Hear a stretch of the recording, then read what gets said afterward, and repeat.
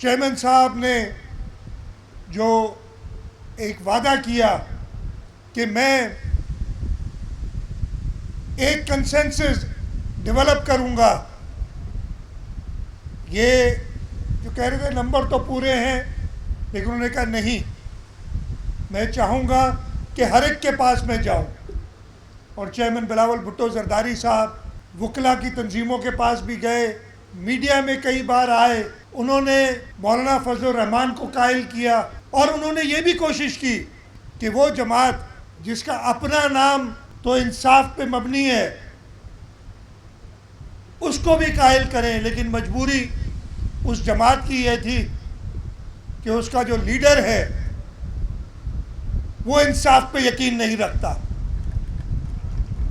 اور میں آپ کو یہ شرطیاں بتاتا ہوں اس لیے کہ مجھے بھی پتا تھا، اس کی پوری جماعت تیار تھی، کئی بار کہہ چکی، لیکن وہ جو نا انصاف آدمی ہے اس نے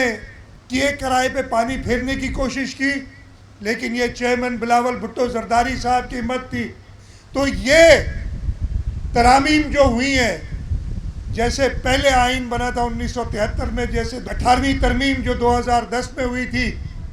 اسی طریقے سے یہ 26ویں آئینی ترمیم بھی کنسنسس سے ہوئی ہے. وہ سارے لوگ راضی تھے، ایک جو ممبر نہیں ہے، جو کسی جماعت کا لیڈر نہیں ہے، وہ راضی نہیں تھا، تو صرف ایک منرف تھا، باقی ساروں نے